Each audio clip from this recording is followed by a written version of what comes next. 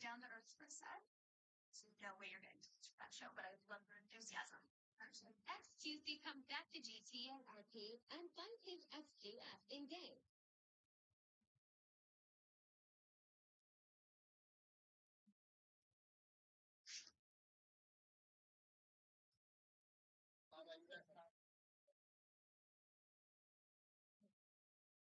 Tuesday comes back to GTA Arcade and fun his SGF in game.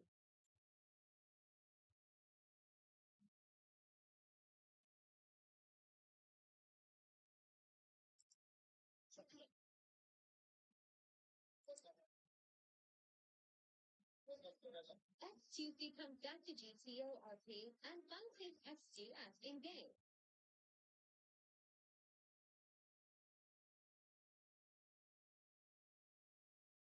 Oh, fuck yeah. Fuck yes. Let's go. Tuesday comes back to GTA Arcade and fun his SGF in game.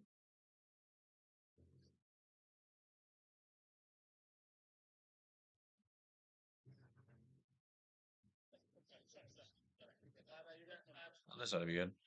This is my first YouTube stream. I took a really cute photo at home one time, and I got like a little piece of the kitchen counter fumbled. But with the magic eraser, you can just make a little circle on that dent, and it'll erase. My name is Sheena, and I have a Google Pixel. Own every mile at the Hyundai Getaway Sales Event. Hurry in to get our best deals of the season. Get in and get away. Get 0% APR on the 2023 Elantra, plus 0 payments for 90 days. Visit buyhyundai.com today.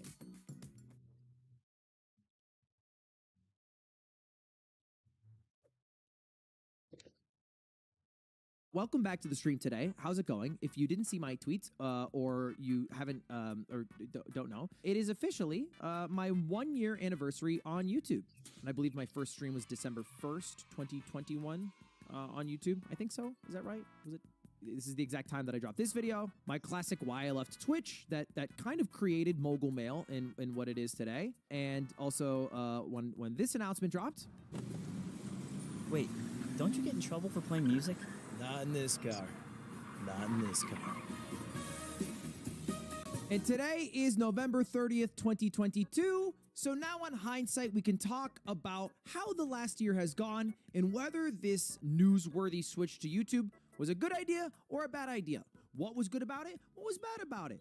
What lines from this video I'm going to regret because I'm going to hear them for the rest of my life, and what lines I am not going to have to worry about for the rest of my life. I went through today and I made a whole PowerPoint presentation on whether or not the past year was a mistake, whether switching to YouTube was a good thing or a bad thing, both based off of some objective data and some subjective data and some personal goals. So those are the things we're going to go over today. Before we jump in, I would like to hear your opinions. Do you think the switch to YouTube was a good idea? YouTube sucks, lol W. Comeback pussy. YouTube is better, says Big Tub. Anyway, the poll emphatically says yes, but think for yourself. Outside of the poll, if you're watching at home right now, most of you people are lurkers, or maybe you're watching this as a video. What do you think? What do you think? Was switching to YouTube a mistake? All right, let's jump into it. First of all, we have to figure out how we were doing on Twitch. How do you know if where you are is good if you don't know where you came from, you know? My total hours streamed when I was a Twitch streamer was 2,189 in 365 days. Average viewers, I was at 27,885. That is also a big fucking number. And then finally, my peak viewership was 205,181, which was, of course, the finale of the subathon. It was a phenomenal year that I had on Twitch, which is, I think, in part why the people at YouTube wanted me to come over in the first place. Then the question becomes, how were the last 365 days on YouTube? Well, hours streamed, 1,200, a far cry from the number on Twitch. Average viewers, 20,422, with 71 million live views. Again, that's like people clicking on the stream. And then the final number, peak viewership, 175,163, which was Dream's face reveal, which isn't exactly a fact that I like to tell people, but it's true. It is true. When Dream revealed his face, 175,000 people were watching me. I'm hoping to beat that number when I do the chess boxing event next week, but maybe I will wake up to 80,000 viewers and go to bed with a smile on my face. Now, immediately, you'll notice the numbers aren't looking great for the Switch. Hours streamed, down 45%. Average viewership, down over a quarter, down 26%. And peak viewership is the closest, but still down 14%. All in the red. All bad. And so you might have the original thought that switching to YouTube was a mistake. I fell off and I am a worse and smaller streamer because I am now on YouTube. But I don't think that really paints the entire picture. Why? Because the subathon. It was the most successful, the most impossible to recreate month that I've ever had, not just on Twitch, but live streaming at all. The subathon was a crazy month, but I don't feel like we truly appreciate how crazy that month was. I think everybody knows about the subathon. Everyone knows about the record from the subathon, but the record is just one of the things that came from it. The subathon was 34% of my total hours watched on Twitch that year. 52% of my overall live views and watch time. Over half of my watch time came from the subathon. And of course, it was my peak viewership. And it was also one cummed pants. So now let's take a look at the data if we were to remove the subathon. Let's look at the final 90 days that I had on Twitch. Hours streamed, 322. Average viewership was 19,197. And the peak viewership that I had was 147,000, which was the Shit Camp Kickball event. So more reasonable numbers, more similar to what it seemed like on YouTube, in a far cry from the average, which we looked at over the entire course of 2021. Because again, the subathon was crazy and also impossible to recreate. So these are more realistic numbers for what things were like on Twitch as I was on my way out, the final 3 months. Well, let's take a look at YouTube. And this is the past 3 months, the last 90 days. Hours streamed, 281. Average viewership, 19,316, 18 million live views. And peak viewership, 75,000 viewers. And it was still because of White Man. And he showed his face off. So shout out to, hey, go white boy, go. And now let's take a look at the percent changes. Well, it starts to look a little bit better. Hours streamed, still down a little bit over 10%. Average viewership, actually up. A negligible amount, but technically up. And peak viewership up 18%. Again, shout out Dream. Now, what's the conclusion?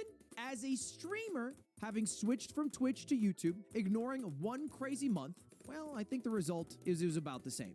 If you look at the data, it is inconclusive whether I have grown or fallen off as a YouTube streamer compared to what I was as a Twitch streamer. I think the biggest difference is that I have dropped in hours streamed, which has resulted in a drop in hours watched. But I don't think that's necessarily fallen off because I could have streamed more hours. I just haven't due to being busy with other things or maybe not wanting to stream as much.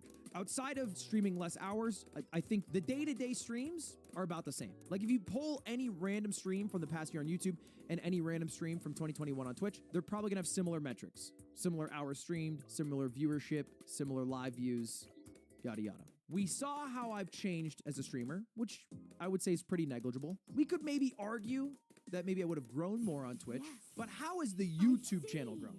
Now here is the chart. 2021, of course, that is the year I was on Twitch. The total views was 334 million. The total subs gained was 1.3 million. And the total watch time was 60.3 million hours. On YouTube, the past year we've had 513 million views, 1.6 million subs gained, and 98.1 million hours watched. For a percent change of 53% increase in views, 23% increase in subs, and 62% increase in watch time. And I blocked out the revenue numbers, but I'll give you the stat. It was a 60% increase in revenue. Now, by itself, I think that's already a big win. However, we're not really capturing the full story because we are comparing Ludwig, the YouTube channel, to Ludwig, the YouTube channel in 2021 and 2022. But that's not the only thing I did this year. Now, I don't think I've said this publicly, but Mogul Mail was almost exclusively a project that I created with the intention of switching over to YouTube. I signed with YouTube about 3 to 4 weeks before I announced I switched over to YouTube.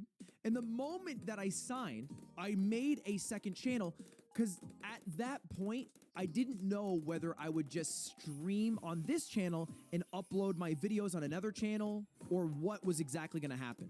And I didn't have a second channel to upload my videos on. So I wanted to make a second channel, grow that second channel, so maybe I could use it when I switch over to YouTube. That was the original goal. Now, what I actually said is I wanted to make something similar to the Weekly Slap or Mail Monday, and I wanted to take submissions from viewers.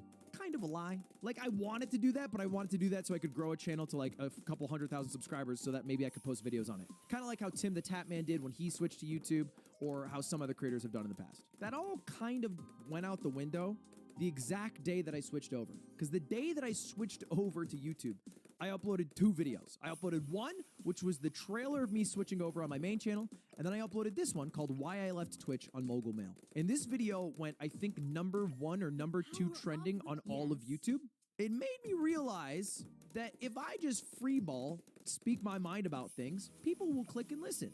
So let's now, with that in mind, take a look at what Mogul Mail has done over the past year. 92 million views. That's a fuck ton of views for a channel that was created in 1 year. 935,000 subscribers gained. Goddamn, we hit 1 million. We had about 70,000 before when I originally announced the channel, back when I was on Twitch. And we hit 1 million subscribers in a year, which is crazy to me. And a cool new channel. I think Mogul Mail is probably the single thing I am the most proud of and happy with when I look back on the past year. Like, there's certain projects that I think I like more, but as an overall thing that I've created, Mogul Mail is fucking tight. But I feel like overall, it's shown people like a different side of me, and it's made people who might not normally like the content I make appreciate some of what I can make. Like, there's obviously crossover between Mogul Mail and Ludwig, but you'd also be surprised how many people only watch Ludwig or only watch Mogul Mail, and I think that's really cool. And so I thought, well, how about, because it doesn't seem fair to only compare my main YouTube channel with my main YouTube channel, let's do a comparison with my YouTube channel in 2021 with my YouTube channel plus Mogul Mail in 2022. So now we are adding both main channel 2022 and Mogul Mail 2022, adding it together and comparing it to 2021 YouTube channel. The numbers are fucking crazy. 81% increase in views, 94% increase in subs, 78% increase in watch time and in revenue. That's crazy. Now, the revenue number can be really catchy, but it is worth noting that the revenue increase is completely and entirely offset by the revenue lost from being on Twitch. Does that make sense? Like, if I had still, like, the 30,000 subs on Twitch and whatever, it would totally cancel it out. Obviously, we're not including the amount of money that Susan pays me. Appreciate that, Susan. But just based off that, this is a 78% increase in YouTube revenue. It doesn't include my revenue on Twitch. I actually tried to pull that because I wanted to make an adjusted number, but unfortunately, Twitch doesn't give me that info anymore. And that's not the only stat. Of course, this is with Mogul Mail, but Mogul Mail and Ludwig aren't the only channels I have. And this was a stat from Jeffrey, my partner manager at YouTube. He looked at all of my YouTube channels. So Ludwig VODs, Ludwig Clips, Mogul Mail, Ludwig, and Lud and Schlatt's Musical Emporium. Add all of those up and then compare them to all the channels I had in 2021. And the numbers are staggering. 140% increase in views, 110% increase in subs, 108% increase in watch time, and 101% increase in revenue. Big change. And I think we can pretty safely say, wild success. It was a wild success. I don't know what the fuck Susan did. I don't know if she put me in an algorithm or what have you. But I think that the YouTube aspect of the streams is like, it's like night and day. And I don't know exactly why that is, to be totally honest. Because there's a lot of people who have switched over from Twitch to YouTube, and all of their numbers are worse. I don't think I know the answer. Because like my live streams, even though the numbers are about equal, I find it incredibly hard to get people to watch me live. I find it fucking hard. I feel like I am in competition against so many more interesting things. Like seriously, if you go to your YouTube homepage, yeah, it's me there. It's Leslie live streaming, but then you have a Drew Gooden video. The fucking GOAT. You have insane YouTube shorts. You have like such insane competition. And I know how appealing it must be for even the people who are watching me right now, clicked onto my stream, when they see in the sidebar a standalone YouTube video that's perfectly edited. I will say, the one thing that I haven't enjoyed switching over is reading the comment that I get almost every single day, which says, damn, tried to fast forward and I couldn't, Lamau. Motherfucker, stop telling me that. It's hurting my feelings. So I think it's pretty safe to say that the Switch, just subjectively looking at the numbers, was a huge success. For the YouTube side of it and for the live streaming side of it, it hasn't really affected it, which honestly I feel fine about. But the barometer of success is not flexing in views. It's not flexing in money earned or subscribers. None of that really fucking matters. What is success? If you were to boil it down into a single sentence, what is success? My answer, simple. Success is just achieving the goals you create for yourself. So it's totally correct to say happiness. It's totally correct to say money, as long as that's the goal you set for yourself when you started whatever you have. I'm a big believer in writing down goals. I don't really get too corny. I don't get too hippie with shit. But there's one thing that I do every single year is I write down my goals, squeak them into the universe, and then try to achieve those goals in a defined period of time. And so I figured to truly answer the question, was switching over to YouTube a success? I would show you guys the goals that I wrote down at the end of last year. Now, to be clear, these goals were written at the end of December, and they were meant for the entirety of 2022. I still have a month left, so I can still achieve some of these that I'm kind of close on. Others, well, it's a little too late. Now, these are only my work goals. I wrote other personal goals, things like that, but this, for the context of this stream, is all that matters. Were they successful? Well, run the largest Smash tournament? Well, you know, technically, I did not run the largest Smash tournament, but I did run the most stacked Smash tournament ever, so I'm gonna give myself the check mark. It's a little bit of a cheat, it's a little bit of a cop-out, but I'm still proud of myself for running the most stacked tournament ever. Second, continue YouTube series. I think we crushed this goal. I think we've had the best bro versus bros this year. I think bro versus bro going IR, or bros versus pros going IRL is probably the coolest thing I have done as a YouTube video. Wildly huge success. Mogul Money Live, also huge success. Inarguable. It happened. It was good. I was a fan of it. I think most of you guys were a fan of it. It went really well. It was probably the best day of my life in 2022. Go to Japan. I'm gonna blame Japan on this one, okay? Come on. I hate to say it. I blame the Japanese government, okay? That shit was closed up until like fucking October, all right, bro? That shit was hella closed. Now, having said that, I do have plans to go to Japan Q1 of 2023. Still a fail. Next one, I put a pause here.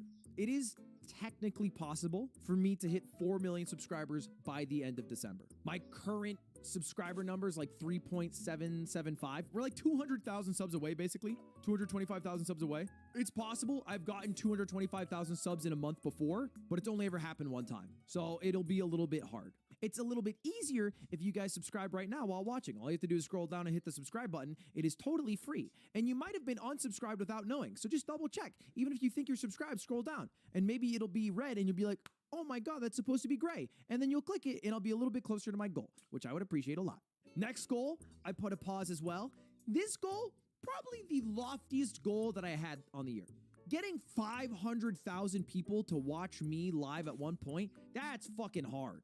I don't know if that's possible. There are a handful of streamers who have ever done that. Shit, even Cutie's Streamer Awards got 400,000. The best chance of me getting this is the chess boxing event. 500,000 is the goal. I'd be happy if I just broke my record on YouTube and it wasn't Dream's face reveal.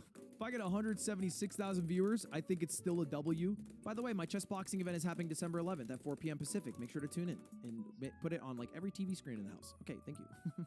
Next, make cool events. I feel like we did that. I don't know. What was your favorite event that I've done this year? What event did I do that you're like, that was cool? You did cool, Ludwig. I like that event. There was Mogul Money Live. There was the poker event. I think the poker event was really cool. The Mario Kart thing, I think, was really fun to do. I don't know how well it came across in the stream. The Smash Invitational, for sure. Our /place, also a sleeper. I liked that one a lot. We did Pogo Stock. We did God of War. We did the Elden Ring Marathon stream. Those were all pretty cool. I think the chess boxing event will probably be the coolest event at the end of the year. Maybe in contention with Mogul Money Live, but we'll see. But we've done a lot of cool ones. I'm pretty happy with it overall. And then the final two goals, one was make a show with Charlie. Now, I have not done this, and I'm going to spoil it. I put a pause here. there won't be a show created with Charlie in the next month. But I have been secretly working on something with Charlie.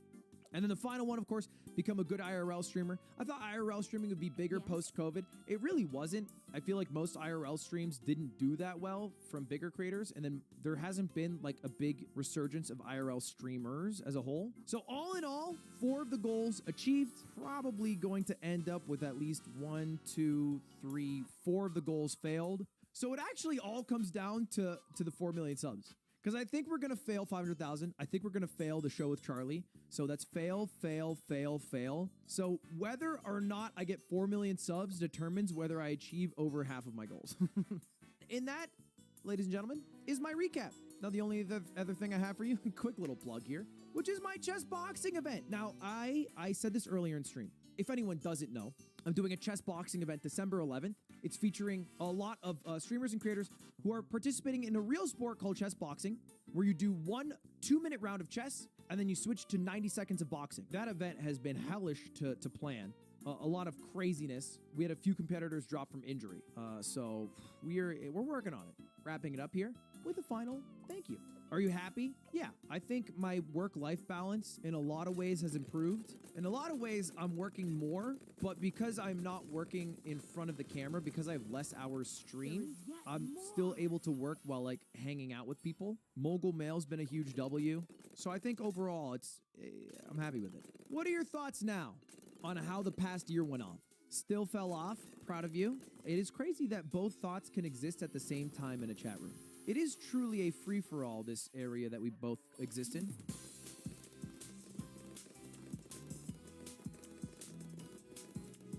Back into Stardust. Back into Stardust. And I believe it's child abuse. What is the experience of some African-American family in America today that are the descendants of slaves? What is their experience, Destiny? You tell me. There's typically a shared experience of not knowing what your ethnic origin is. So for instance, when everybody is celebrating St. Patty's Day or whatever thing else, black people don't really have the ability to do that because oftentimes they don't know where they came from. Sometimes it's really awkward conversations where you're tracing your lineage and you're wondering why your last name is Washington or Jefferson, and you found out it's because your great-great-great-grandma was raped by the person that owned your particular family. Sometimes it might be conversations about like, well, why do we live in a certain area, or why does our family, not have any intergenerational wealth? Why don't we own any property? Why don't we have any houses? Why don't we own any stocks? Why didn't I get anything from my great-great-grandpa? Well, because he was either somebody that was forbade from buying houses in certain areas, or it was somebody who was lynched by a white family. Like, there's a ton of different things that might be shared history to African Americans, meaning the descendants of slaves in the United States. Now, that's not to say that slavery didn't happen in other parts of the world, but to try to screech and scream, well, we can't talk about that because Arabs had a slave trade that lasted for 1,300 years, kind of misses the mark on why we talk about slavery in the United States. What you just said is the most disingenuous thing I have ever heard in my life. Tell me why, Mark. Because the descendants of those slaves today, they're the lucky ones. Would you say that's one of the lucky ones? Can you answer that question? No. Firstly, you got it. You have to engage. Genocide or the demographic replacement of those of European descent is a phenomenon that every Western nation faces. Originally, those who spoke about this topic were branded as conspiracy theorists. However, the reality of white people becoming a minority in their ancestral homelands is no longer regarded in that manner. Now, rather than being called a conspiracy theory, white replacement is openly celebrated by the establishment, the media, those in the corporate sector, those who control social media, and leading liberal commentators. White replacement is taking place. The only two issues up for debate is whether this replacement is part of a planned and concerted effort to reduce white people to minorities, and secondly, whether white people becoming a minority is a good thing or not. However, when I say these issues are up for debate, that is rather erroneous, as all forms of debate on this issue are shut down by the mainstream media, social media companies, big business, and even governments attempt to criminalize those who push back against such demographic change. This fact alone is enough to prove that white replacement is not just an accident, but that the powers that be endorse it. But let's look at the UK figures on demographic replacement, as they are very illuminating. In 1950, there were fewer than 20,000 non-whites in Britain, the vast majority of whom were first-generation immigrants. In other words, they weren't born here. These people made up just 0.04% of the population. By 2011, the time of the last census, the non-white population of Britain had risen to over 8 million and accounted for around 13% of the population. To put this into perspective, in just over 60 years, the non-white population of Britain has grown over 400-fold. This is a planned social experiment on an unprecedented level. And to put it into a historical perspective, more people arrive in Britain each year under the current government than arrived here between 1066, the last time we were successfully invaded, and 1939, the beginning of the Second World War. Mass immigration, which is the primary means by which this demographic change has been brought about, is not natural, it is a post-war phenomenon, and it was completely manufactured, managed, and accelerated by the establishment for political, social, and financial purposes. So that just leaves one point up for debate. Is this demographic change good? Well, white people all over the world, and especially in the UK, have consistently shown they don't want this change, whether that has been demonstrated in polls, in their habits such as white flights, or in voting patterns. Well, no shit, they don't want it to change. Both sides of the illusory really political fucking divide stupid. have I know that. supported this demographic replacement. And the constant narrative from the mainstream media is that white people must accept immigration and embrace it, or else. The consequences of this replacement for white people in the UK have been, on balance, profoundly negative. Whilst white people are constantly told that minorities must be given special privileges and a leg up, when white people become a minority in towns and cities, they do not benefit from their minority status. They receive no protections and are often treated appallingly, as worse than second-class citizens. And the establishment and the media are regularly complicit in covering up crimes against white people that are perpetrated by those not indigenous to the British Isles. If white people are reduced to minorities, they will not be celebrated and protected, but instead they will be a hated and despised minority that will be repeatedly blamed for all the ills and all the failings of the multicultural state in which they live. I advocate for the UK and for other Western nations to remain places where people of European descent are a supermajority, and where their cultures and traditions remain dominant. And I believe this is not just best for Europeans, but it is best for all peoples from all over the world. Thank you, sir. I appreciate that. Getting us started here. Destiny, again, welcome back to the show, and you can go ahead and do your opening now. Yeah, when people talk about white genocide, I think the biggest hang-up that they have is establishing the intentionality part. I think that there are a lot of reasons why immigration benefits a society, especially economic ones. And I think that there are a lot of people that support immigration throughout all of society, all without having white genocidal reasons. So the establishment of an intentionality, I think, is a pretty important part of genocide. If we agree with the I forget which conference it was that established like genocide as a thing, but the intentionality part is pretty important. One of the reasons why, or the main reason why talking about kind of white genocide, I think, is a pretty boring topic, or a topic that isn't very relevant to modern day debate, is, or even political conversations, is that there's not really anything you can do about it at this point. The idea of trying to block all immigration based on a certain skin color, or the idea of even getting the majority of the public to support such a policy, is basically impossible. And I think that the framing around a lot of these topics of there are secret people trying to get white people to be a minority, et cetera, I just don't think it's very productive to getting to an actual good place in terms of public policy or discourse. I do agree that there are problems, even problems faced by white people uniquely maybe in certain countries in the West, but I don't think that the solution to these problems is some fantastical border policy that has zero chance of passing in almost any relevant country. I think that instead it's probably better that we talk about those specific problems and then the policy positions we would need to adopt to address those problems. And then, yeah, that's all I got. Now, what do you say to that, Mark? He kind of just says not even.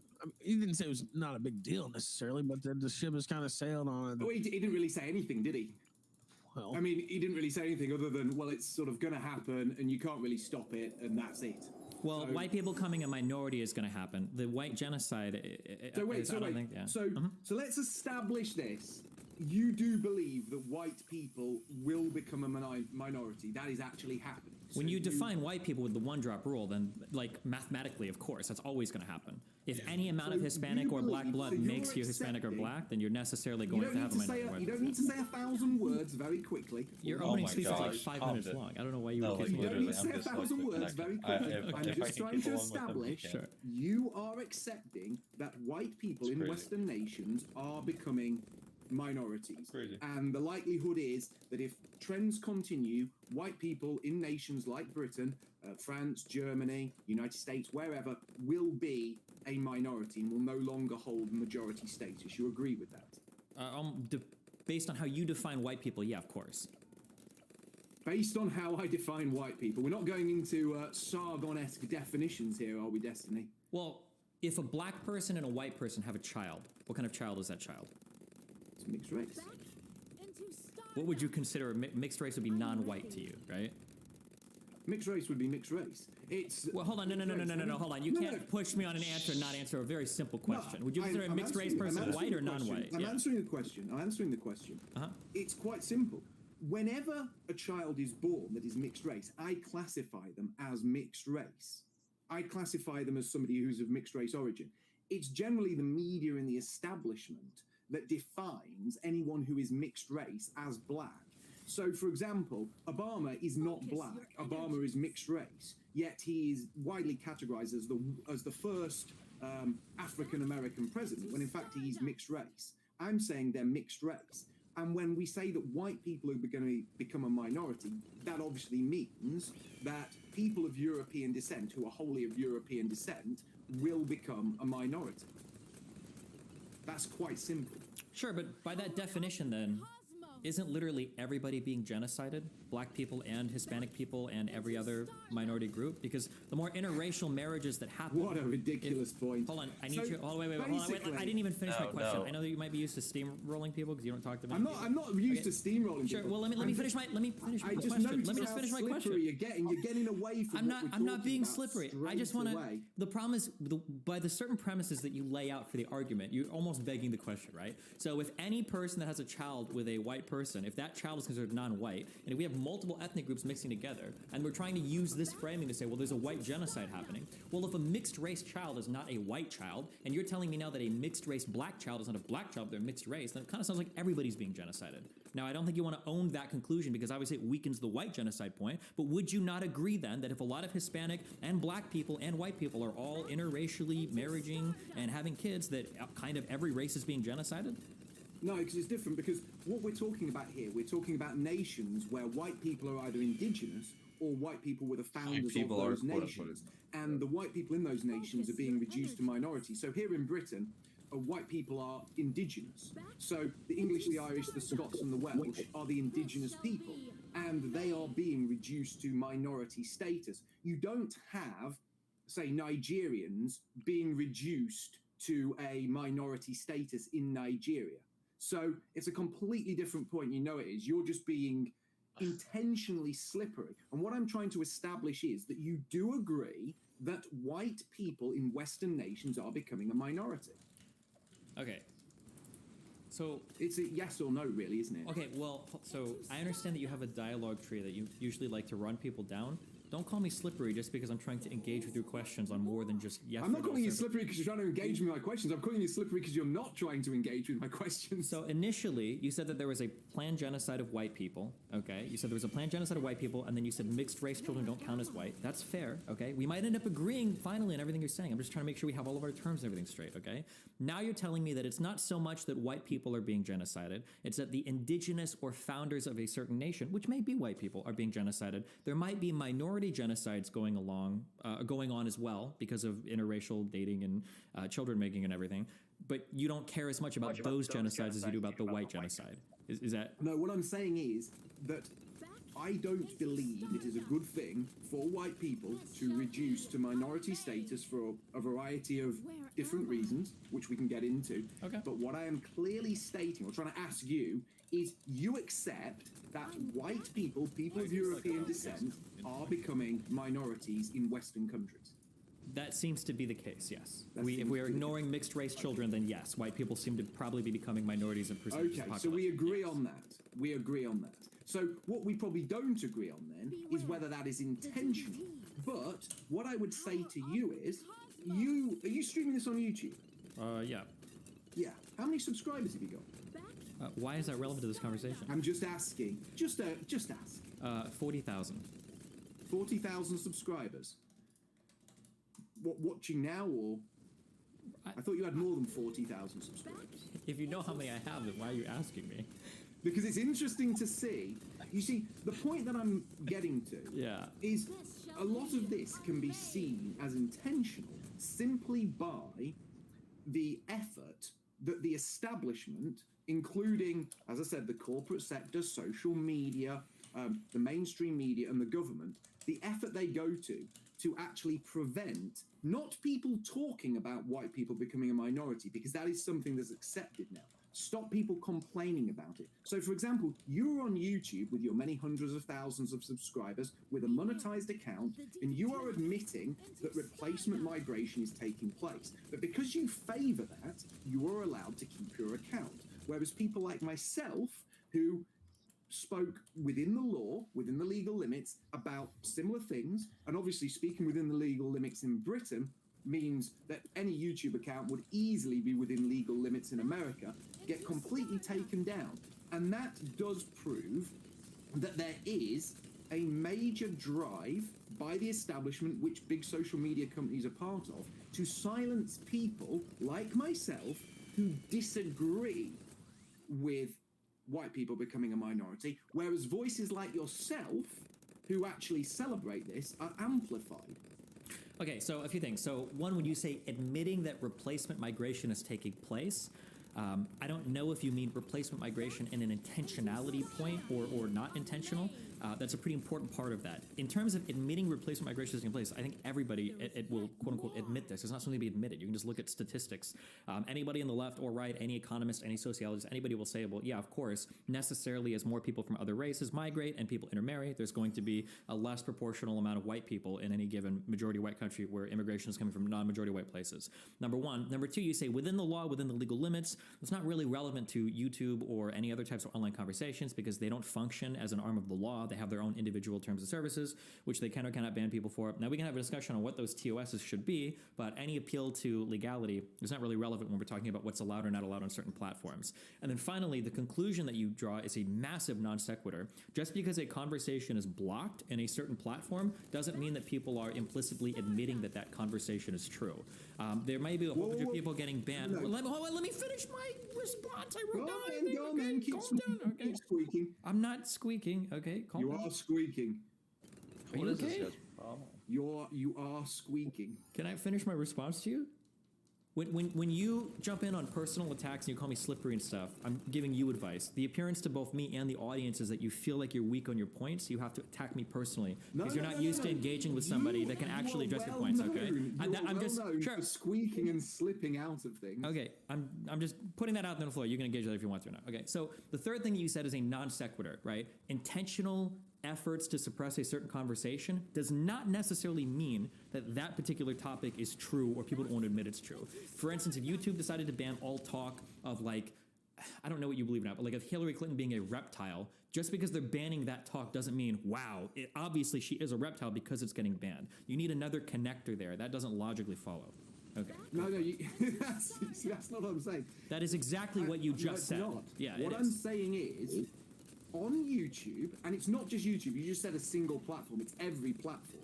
It's every platform. So you have YouTube, you have Facebook, you have Twitter, you have all social media sites, except for sort of renegade social media sites like, say, BitChute or Odyssey or Telegram, which, you know, are pressured to follow suit and to some degree have to with certain commentators. All of them hold a line whereby people are encouraged to celebrate this demographic change. And I'll give you an example. There are videos on YouTube of content creators saying, oh, I went to London and white people are a massive minority in London and this is great and we should celebrate it. This is fantastic.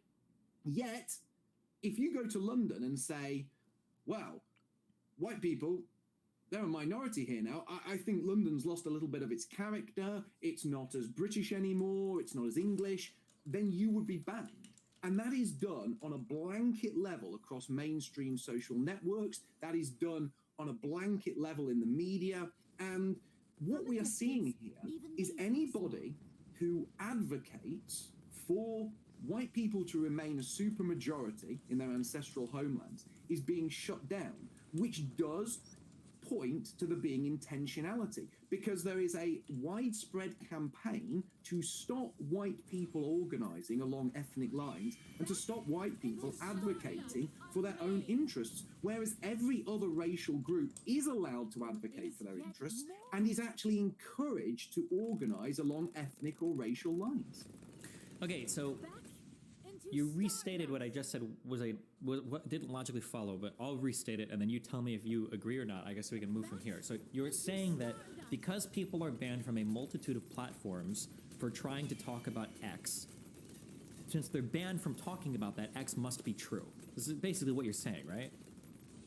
No. Do you want me to state what I've said again, but quicker? So we're not like eating up the entire debate with me just stating facts. Yeah, say it again, but quicker. Yeah. Right. You can talk on social media about whites becoming a minority, but only if you support whites becoming a minority. So social media doesn't ban you from talking about whites becoming a minority. They only ban you if you disagree with that happening or wish to in any way advocate against that. So this isn't like some mad thing what you're trying to paint it as. You're trying to say, well, if YouTube bans you from saying Hillary Clinton's a lizard, that doesn't mean Hillary Clinton's a lizard. No. That's what you're doing there is you're drawing a false equivalence to try and derail this into some kind of comedy because you can't answer what I'm saying. I'm trying to understand your question. I'm not trying to derail anything. Okay. But I don't understand how you can't understand it. Because, for example, like there might be an editorial where they talk about the browning of America or whatever, or they talk about, whites are going to be a minority. And I've seen these myself and they're celebrating it, right? Yeah, I'm not disagreeing with that. Well, yeah, I'm just asking what do you say about that though? Like, I mean, it's cringe. I think it's cringe. I think there's a lot of dumb shit that gets banned because of what advertisers think is friendly or whatever, or what most people will support without canceling somebody. But I agree that a lot of that is cringe. However, just because platforms, even if it's every platform in the world, is not platforming a certain type of speech, that doesn't necessarily mean that there is some truth that those people are getting at. There could be a variety of reasons for why they're banning that speech, not just because they're trying to hide the truth. That's all I'm trying to say. No, wait. You have just earlier on in this very debate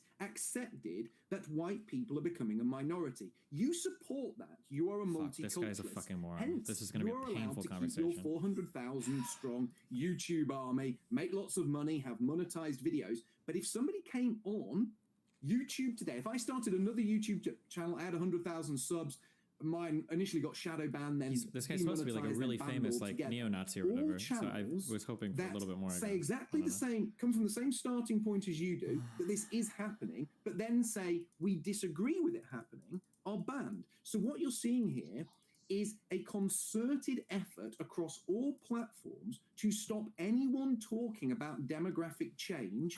I've acknowledged all of this, but what I'm saying is, because you're trying to say that because that's happening, either people don't want people to know that it's true, or they're banning it because there's some intentionality there that they're trying to hide. What I'm trying to say is there's an alternative explanation, and it might just be that this particular type of speech is so unpopular that there's pressure on advertisers not to host this type of speech. But it's not so unpopular. It's not so unpopular because when I had a channel, I had videos with millions of views. When I had a channel, I was gaining 1,000 subscribers a week until YouTube shadow banned it. There are plenty of people out there talking about this that are very popular. It's not that it's not popular. Trump got kicked off Twitter. He was very, very popular. He was the president. Yeah, but it's not a matter of popularity. This isn't just down to some sort of series of unfortunate coincidences. I feel like that there directly. is intentionality here, and you only have to be a mildly intelligent person. I don't think there's anyone on the stream, but if there is, here's my personal opinion so far. I feel like he's being hypocritical in that regard, right? Like he's talking about like all these people getting taken off Twitter because they're popular, that and this and that. But it's like, shit. I don't even know if anyone's watching. I don't even know if anyone's watching. I'll pull it up on this one.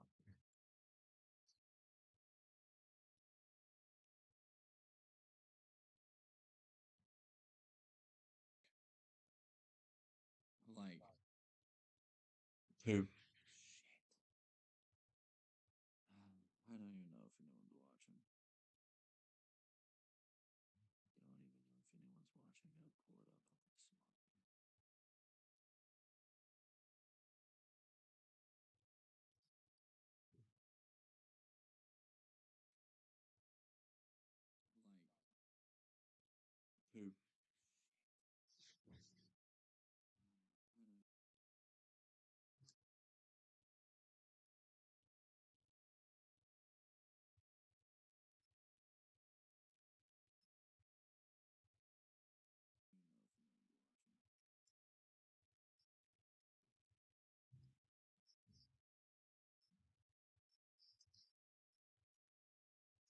You can join up dots to see that.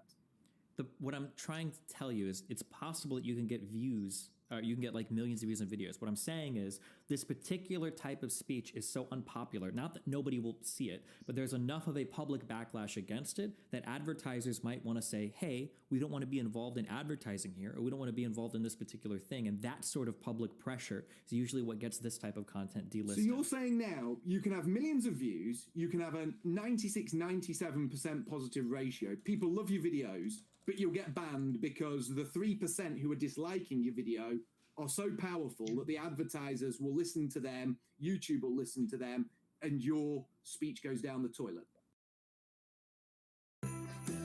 It's not that they're powerful, it's that what you're saying is directly harming other people. There's a difference between saying stuff that doesn't actually harm people and shit that does. And in terms of actually harm people, well, shit.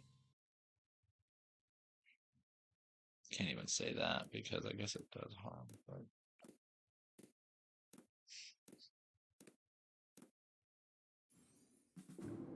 Rumors of an imprisoned Great Spirit have begun to spread, and the hostility of divergent factions worsens. A recently exposed crevasse has opened a massive hidden valley, Firefall Pass.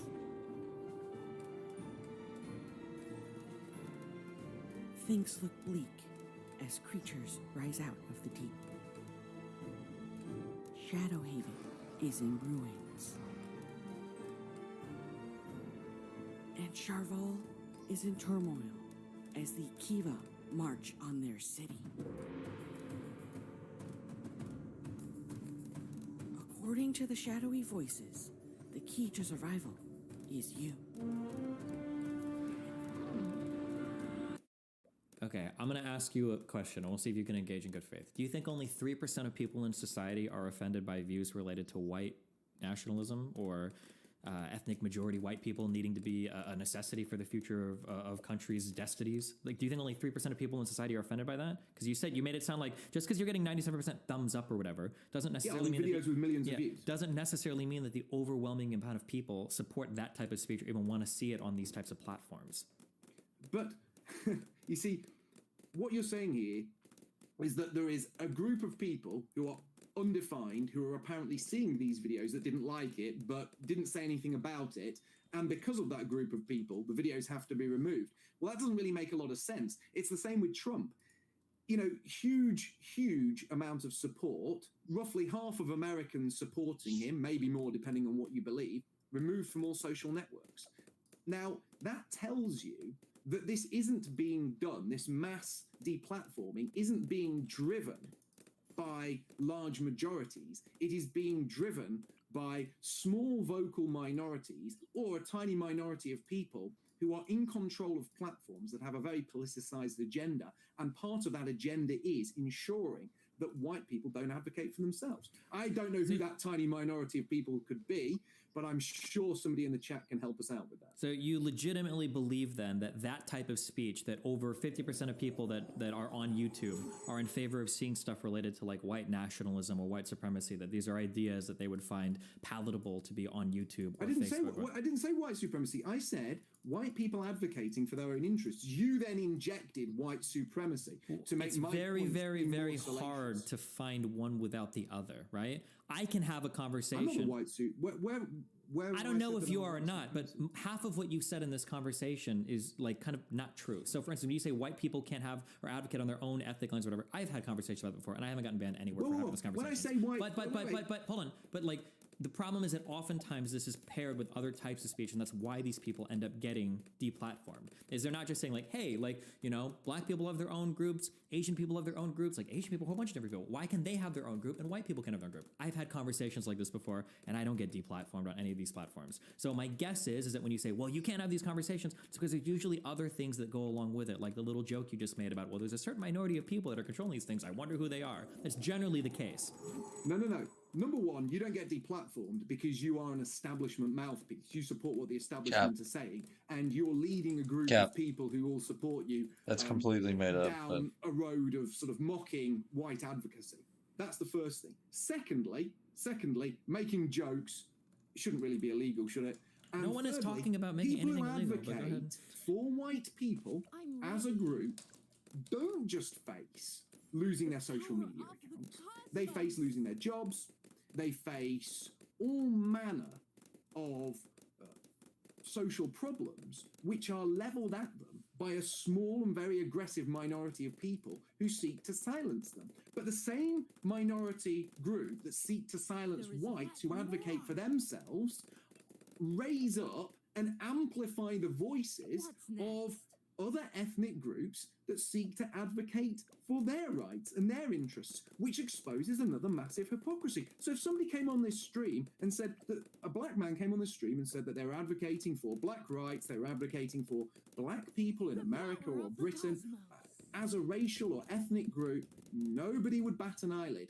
But society has been conditioned by a small group of people who've taken control of the media, social media, etc., to basically turn a blind eye or walk away from anyone who says they advocate for white interests, because if you say you advocate for white interests, there are social consequences. We are shut down for advocating for our own group, which in the current, larger political sphere is massively hypocritical because everyone else is advocating for their racial group.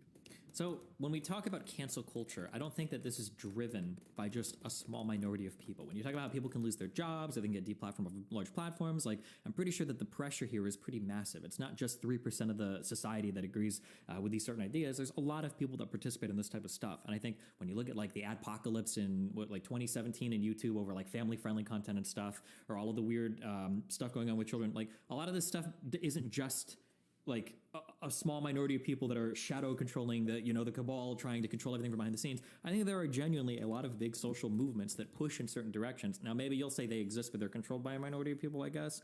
But I don't think that it's just like a few people that are driving this. I think that there's a huge cultural consensus around some of these ideas, and then that pushes advertisers to act in certain ways, and then that pushes platforms to act in certain ways. I think that's a far more believable explanation than there's like the shadow cabal, unless we can find them, or I guess unless you could show me them. But maybe that'll be the next part of the conversation we're moving on to. Well, I was going to say we did, I made a notation here, the intentional part, right? That is a big part that we haven't really dealt to at this part, at this point yet. So why don't we do it now? No, I'll talk another point about this intentionality. Okay. Yeah. I'll talk another point about this intentionality. I'll give you a great example. Yes. Everyone knows that I work in design. If I started Marky C's Magical Design Company tomorrow and put up a job application saying only white people are welcome for this job, or saying that, say, black people are not welcome at my company, I don't want to employ them, I wouldn't do such a thing, but if I did, there would be absolute uproar and outrage. But in Western nations such as Britain, you do have examples where white people are excluded from certain jobs, certain positions in the state, certain positions in the media. White people are openly discriminated against in a number of ways, and they're the only people who can be discriminated against. Now, at this point, you've Wait, can I either ask going to a say... clarifying question? So in the United Kingdom, you're telling me it's legal to discriminate on the basis of race against white people? Can you do that for a job? It's illegal. It's illegal to discriminate on the basis of race, but that is something that doesn't seem to apply when it comes to white people. So I'll give you an example. The fire service in England, they changed their testing.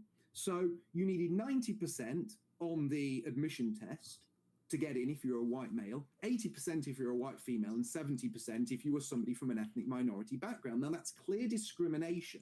Yet those things are basically rubber stamped and endorsed by the same people who say that they want no more discrimination and they want equality. That isn't equality.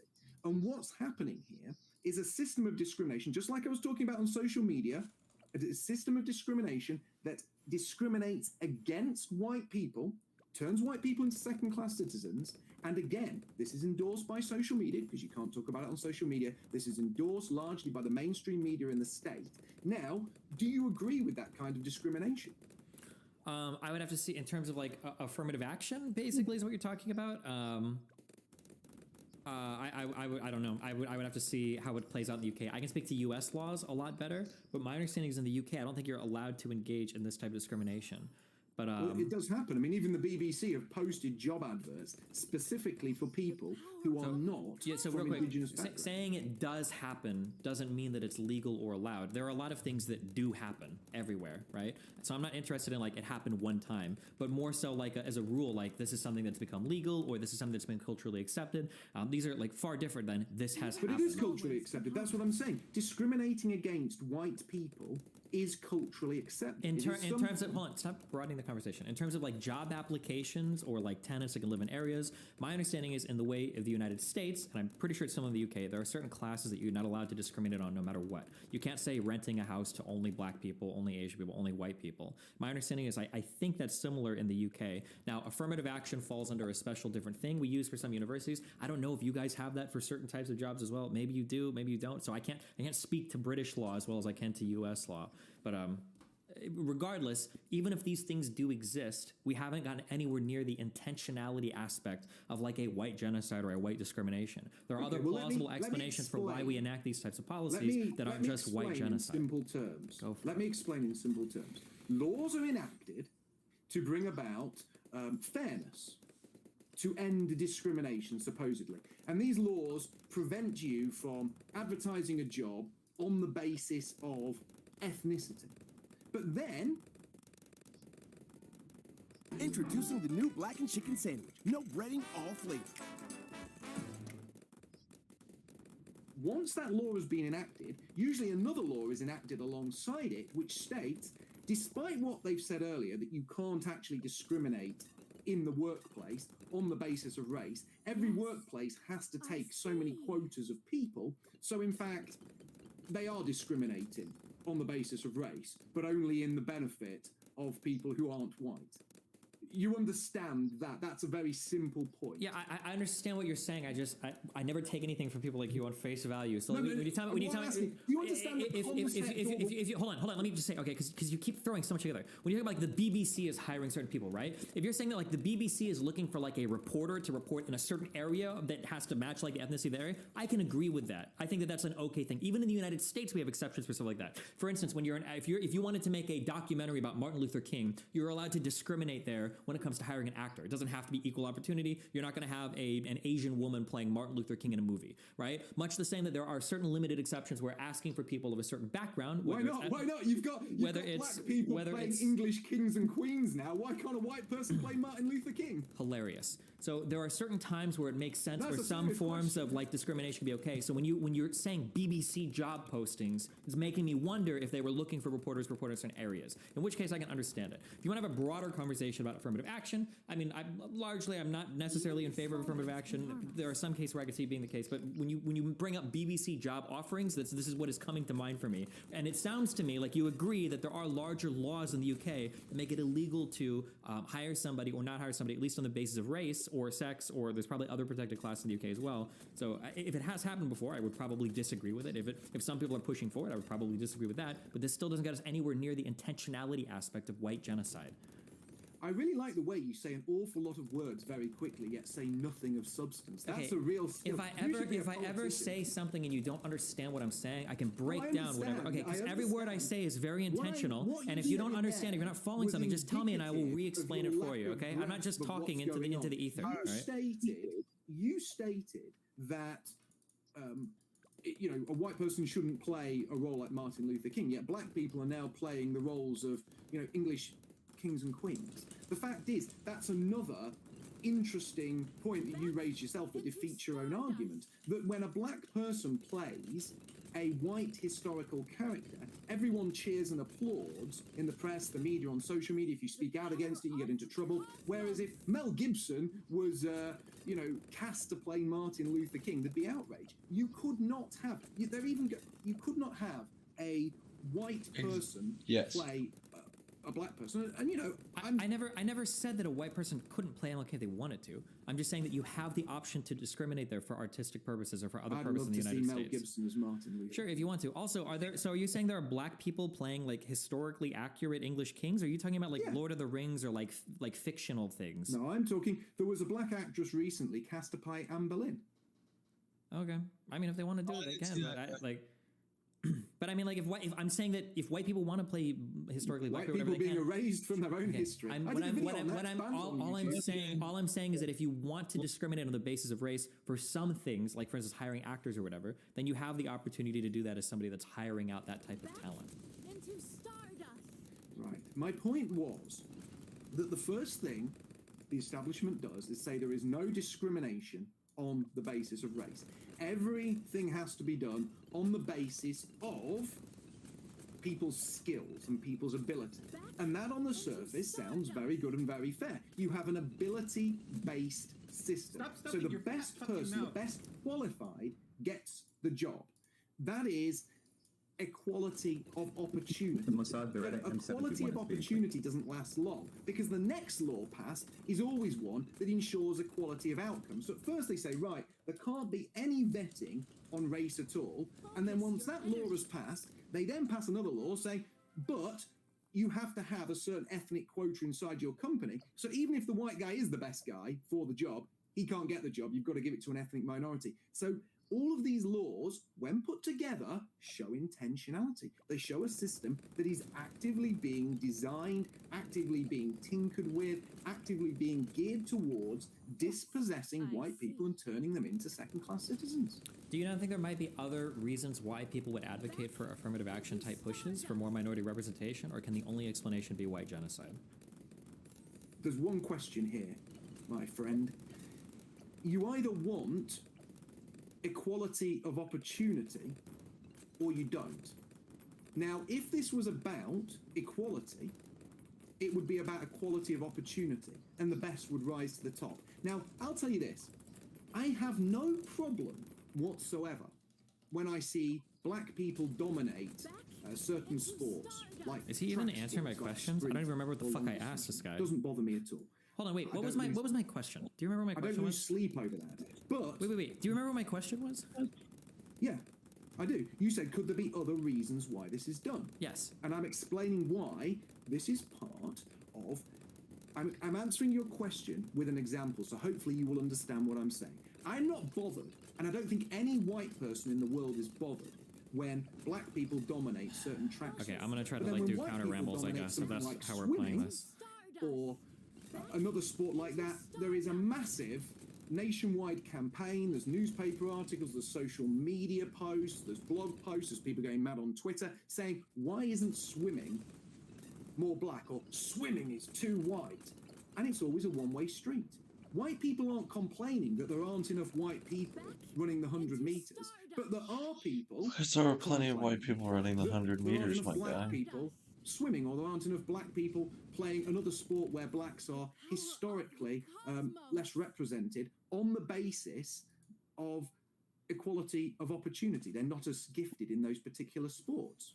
Why does that happen? Why is there always a drive to get more ethnic minorities into things that white people excel at, but there's no drive to get white people into events or fields which black people excel at? Okay, so the problem is that oftentimes when people talk about equality of opportunity, they have a very naive look on what opportunity means. A lot of people will say something like, equality of opportunity just means you have the opportunity to apply for a job, or you have the opportunity to play a sport. And they'll literally like just give you a ball and say, well, here you go, everybody's on the same playing field right now. But that's not typically how opportunity works in society. Opportunity can be determined not only at birth, but sometimes before birth.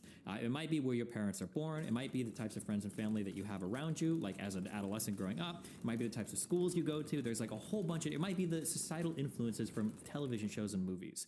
So when we talk about what equality of opportunity means, I think generally when people push for affirmative action type things, and I'm not saying I necessarily agree with this, but I understand the argument. It's not trying to just say we want more women and more black people even though they suck. The idea is that there are certain groups that have disproportionate adversities that they face earlier in life that other groups won't face.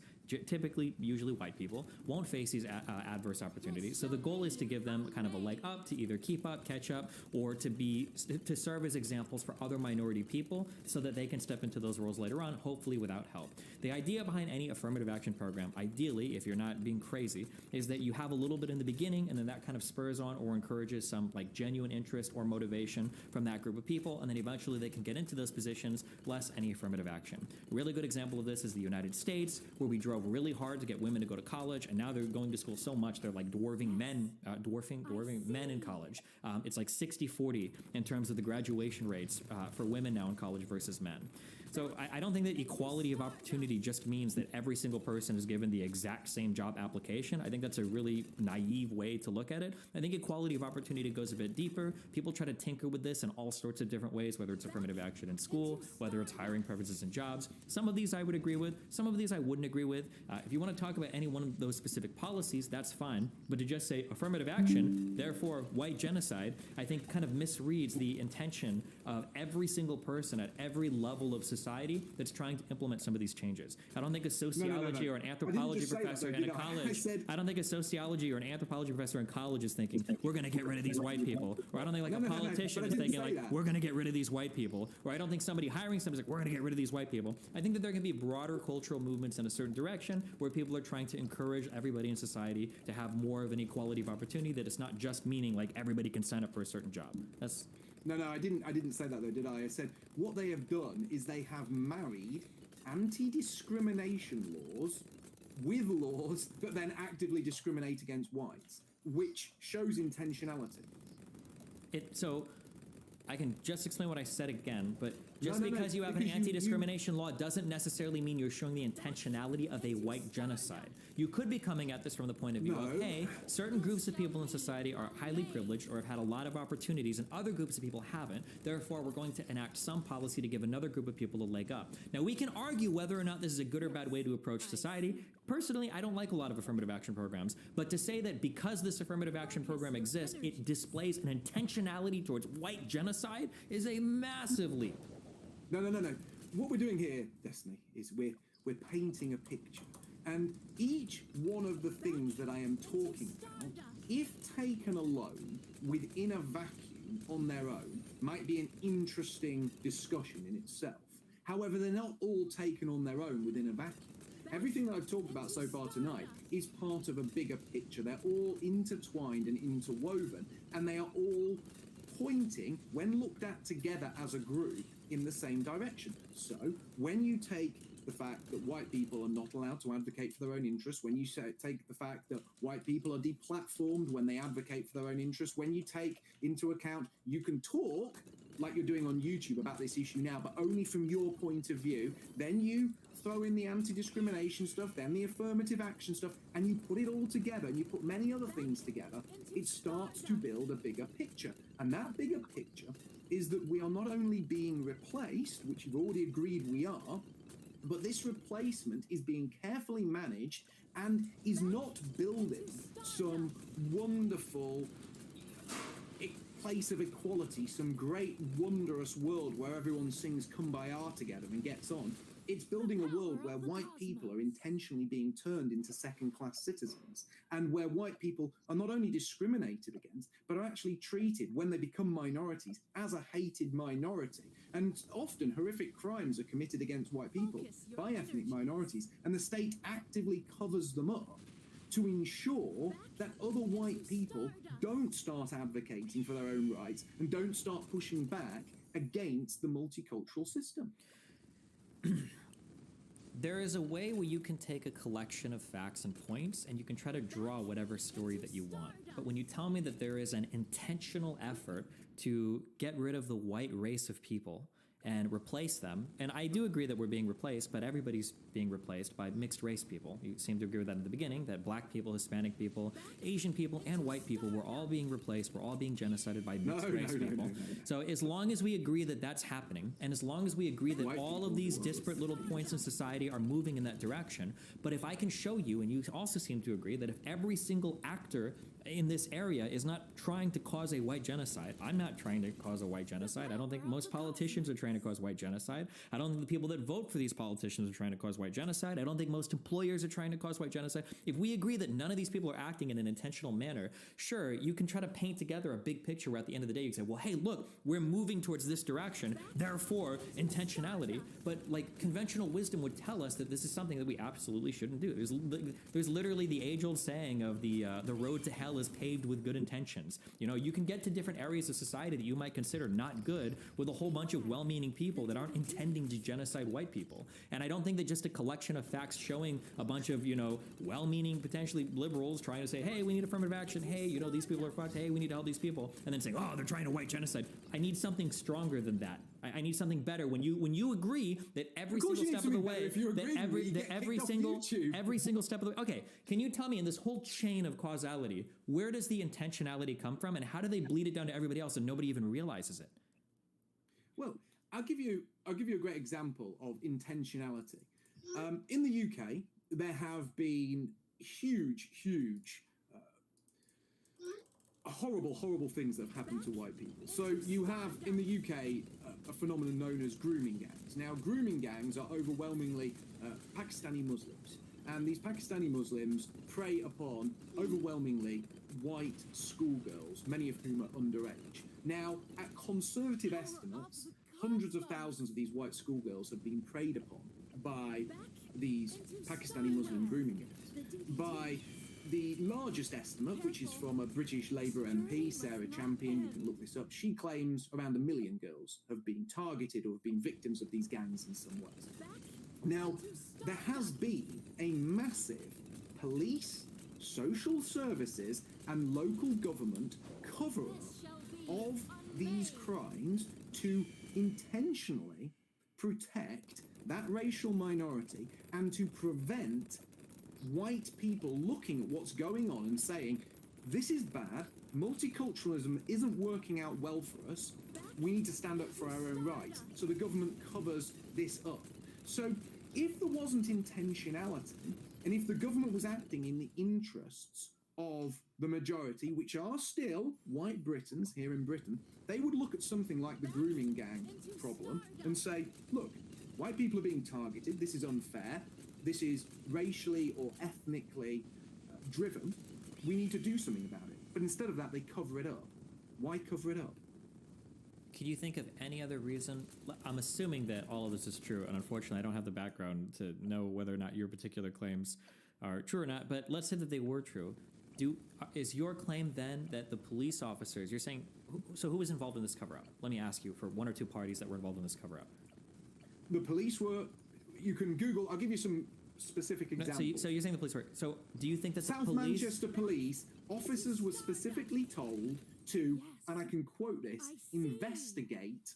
investigate other ethnic groups. Do not investigate Pakistani Muslims for grooming offences. And there have been cases where white fathers have gone to places where their daughters were being raped and they were arrested rather than the rapists. There are cases where white girls have been repeatedly raped by dozens or hundreds of men, and when they have gone to the police and made a complaint, the police have arrested them for prostitution to silence them. All of these things have come out. This has been going on for years. There has been a massive establishment cover-up, and when the establishment ordered a full inquiry into this, they then said the inquiry wasn't fit for public consumption and sealed it. And you're going to say, well, we don't know what was in the inquiry. I can take a calculated guess. Well, are you saying that nobody? Are you saying that nobody was arrested by this, or the reports weren't made? People have been arrested now, but it was covered up for decades, and there have been hundreds of thousands of victims, overwhelmingly white. Why would the state knowingly cover up crimes like this, which are perpetrated along ethnic lines, when white people are the victims? Because I can tell you this now, if white men were going out and specifically targeting ethnic minority children for any type of crime, let alone a sexual crime, they would be arrested, they would be locked up, and the key would be thrown away. But when ethnic minorities do that to white people, they are protected, it's covered up, and it is kept under wraps by social services, local government, and the police. So when I'm looking at, I'm trying to look up reports here now that are coming out of the Home Office related to this. This is saying that about 85% of the people that made up these rape gangs were white men. No. Do you deny this? No. Okay, what source are you using to counter that? I'm curious, because if you're going to start bringing up like specifics, then I've got to start digging through, because I don't know. You could just be feeding me a whole bunch of bullshit. I'm not feeding you BS. I'm not feeding you BS. You can look at press reports, look at the names of the people. No. Hold on. Press reports and names of the people do not establish a trend or any particular point of data. No, they don't. No, they don't. So so you said there were millions of rapes. So you've read through hundreds of thousands of names of rapists? I said a low ballpark estimate is hundreds of thousands. High ballpark is around 1 million. Okay, and you're telling me you read through hundreds. How would you know the majority of the rapists were Pakistani or North African or this whatever? This is a problem. Asian? No. Pakistani Muslims. Specifically, this happens in communities that are Pakistani Muslim, and they specifically target white British girls. This has been a scandal in Britain that has recently sort of been exposed, and more light is being shone on it. And some of the cases are absolutely horrific. Sure. So when you talk about individual cases, in the government, the police, and social services knowingly covered this up to protect the multicultural society. Because multiculturalism, for people like you, people in the establishment, it's become almost like a god. Okay, so this is not responding to what you're saying. So in looking this up, it seems like there was one very early report that was based on shoddy data that tried to claim that most of the people here were Pakistani. But when this was researched more, it seems like the majority of the rapists in these rape gangs were white men. This idea, okay. Well, that seems to be because I Googled it now because I haven't followed the rape gangs. So do you think the 2020 Home Office report, was this just all lies or bullshit or what? The Home Office report into this was actually sealed. It was never fully released. Okay, so some of the claims that came out of this regarding the percentage of white men that were rapists, you think that number is just fabricated, or? I am saying the vast majority of men involved in this were Pakistani Muslim descent. When you look at those... Yeah, but why do you say that? How do you know that? When you look at those that have been charged, you look at their mugshots, you look at the data, you collate those who have actually been arrested for this, and you look at them, you can see who they are. Now, this is one of the things. Wait. What percentage of rape? Hold on, don't try to assert bad faith. You're bringing it. Hold on. Wait. You've done this multiple times. You're trying to say. Hold on. No. Everybody's eyes sees different things. We all consume different media. You should know this better than anyone else listening right now, that all of us are in different media environments. All of us consume different types of media. By your own admission, if you're saying there's a huge multicultural project, then there's probably a ton of people that have never seen what you're talking about before. So don't say my eyes have seen something and then pretend that establishes a trend. When I'm trying to find some credible reporting on this or some credible thing, and I see that there is a Home Office report that was prepared that says 87% of the people involved with some of these rape gangs were white men, or that seems to be the consensus, and then you're telling me, well, that's not true because I've seen reports. Well, then I need to know what you see. I can give you a report. Vulnerable children are being failed by the floppy left who failed to speak out against groups of Asian men. We say Asian men here when we mean people from the Indian subcontinent who have sexually exploited young white girls, according to a former front-bench Labour MP. So that's a left-wing source. Okay, wait. Sarah why would I care? Champion Why would I was care fired from about what? Jeremy Why would I care about what Sarah one Champion member of Parliament was fired says? from Jeremy Corbyn's shadow cabinet after she wrote an article in The Sun claiming Britain had a problem with British Pakistani men raping, exploiting white girls. Fired for talking about the sexual abuse of children because it goes against the multicultural narrative. Why would I care about what one MP says over like an actual official prepared report? Why? Why would you care about what one MP said? Because that one MP is the MP for Rotherham, and Rotherham is a place where over 1,400 girls were sexually abused by these Pakistani grooming gangs, and this was the epicenter of the news when it broke because it was such a big scandal. Such you only have to take a look you at didn't the answer my men. question at all. Well, I just did. Did this person Does this person have some research published? Did they do a study? Did they like go to the individual like police and like this is the data they gave me, or is this person just saying some shit and because you happen to agree with them, you want to? Yeah, the Labour MP just made it all up. You see, this is what you do again. And hold on, wait. Are you telling me? No, I want to hear that. You're telling me it's inconceivable that a politician might make something up. I want to hear that. I'm so curious. Observable reality is something you see with your own eyes. So when you read the stories about these men being prosecuted, and you look at their names, you see their pictures, you see their reports, you see who make up these gangs. But because you have to not accept what I'm saying at all times, you have to find increasingly outlandish ways to write off what I say as being untrue, because you could never accept this point, because if you did, you would lose everything you have in your life. Okay, so just as I have lost to be clear, things in my life for speaking the truth about it. You're telling me that a cabal of people is controlling the global political system from the top down, trying to push a message of white genocide or multiculturalism for the purpose of eliminating white people. And in order to prove what you're saying is true, you're going to cite one of the very same politicians that's owned by that shadow cabal of people? Like it supports your argument? You must understand how ridiculous this sounds. No, it doesn't. It doesn't sound ridiculous, because if you listen to the words coming out of my mouth, I've heard all of the them. words that I read from the report, she was sacked when she finally did speak out. Wait, but was she sacked because she was being a truth sayer, or was she sacked because she was saying a bunch of shit with no research or report behind it? She dared say something critical of the multicultural system, which dovetails back exactly to what we said at the very start of this. So you have you can't engage with the topic. Wait. Okay. I have the story out of the Daily Mail, and then I'll let you guys. I'll just read what the Daily Mail wrote because I have a story. Police officers who ignored the sexual abuse of underage girls by Pakistani grooming gangs should be named and shamed, campaigners demanded last night. The demand came after a leaked report failed to identify a key investigator in the Rotherham scandal, which saw at least 1,400 children preyed on between 1997 and 2013. The police watchdog has upheld a complaint that a chief inspector admitted to the father of a victim that abuse was ignored due to fears of increasing racial tensions. He is said to have claimed, with it being Asians, we can't afford for this to be coming out of town, we can't afford for this to be coming out or the town would erupt. But it emerged the officer cannot be identified by the Independent Office for Police Corruption. The full document is due to be published later this year. Rotherham MP Sarah Champion said yesterday she found it, quote, difficult to believe that the officer's identity could not be established. She said what we as a town need to see, and definitely for the survivors to get closure, they need to see the cases of misconduct. They need to see people held to account. And there's more in the story, but that's the gist of it, I would say.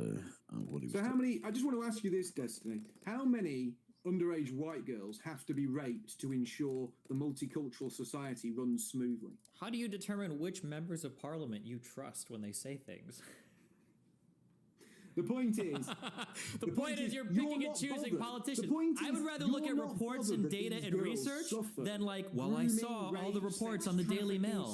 You don't care because you don't want to criticize the multicultural society, which is why you're part of the problem. You would be happy for white children to suffer in silence as long as nobody criticizes the multicultural society. That's clearly your point. Now, you'll argue that it's not, but I can see in the chat, that's what everyone's saying. Not in your chat, I'm not watching your chat, I'm watching the general chat on Ralph's stream. But people in the chat on Ralph's stream, that's the point people are making. Do you condemn these Pakistani Muslim groomers who did these horrible things? And why would you think the system would actively try to cover this up? I condemn all racists, or not racists. I condemn all rapists. Oh, well, I condemn racists too, but I condemn all rapists. I generally think if you rape people, I think that it's generally a bad thing. So back to my earlier question: how do you decide which members of parliament you trust versus which ones you don't trust? What makes her so special? The point that I made earlier.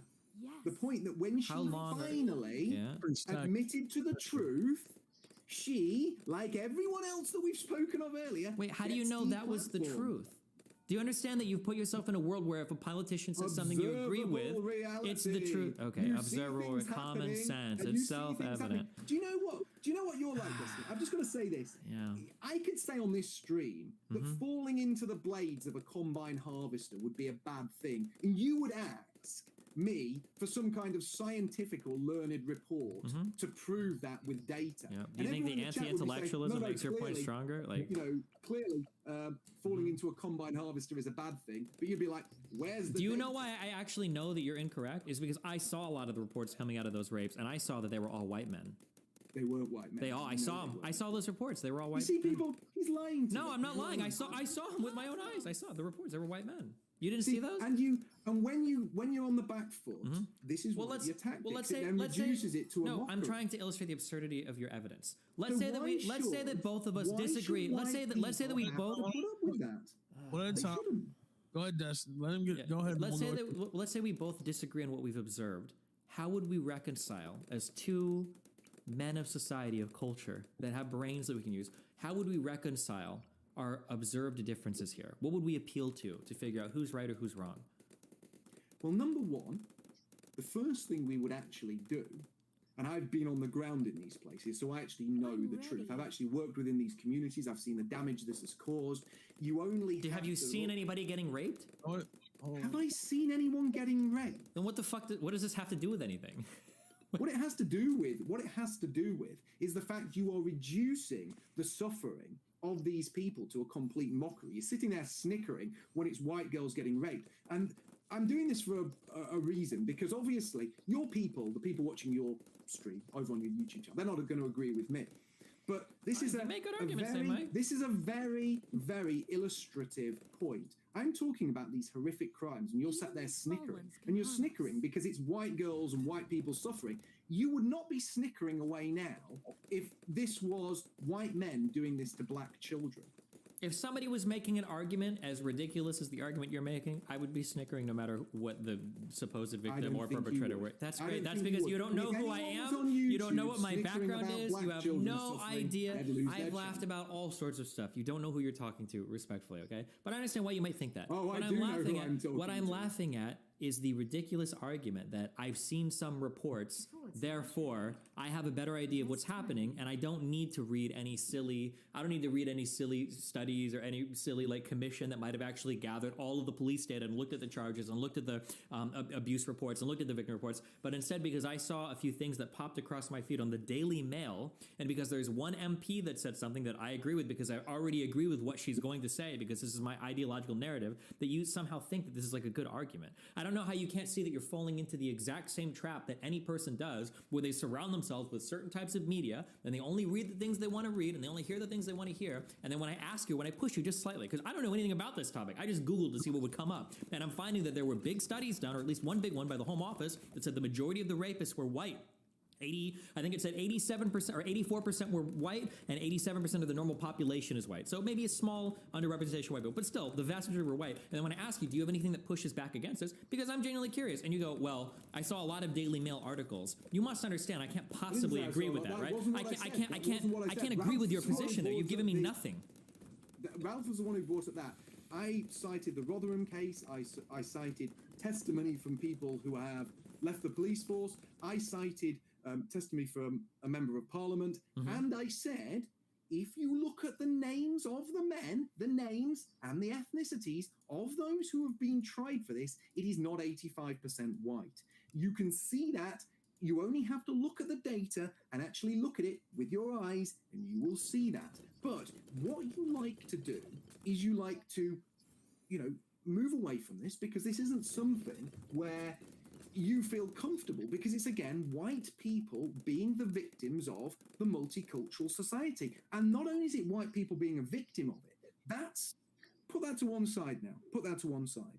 This has been known that it's a huge cover-up. There's been a cover-up by the police, a cover-up by social services. There has been a cover-up by local government. The issue, if you put aside the horrific issue of the rapes and just focus on the cover-up,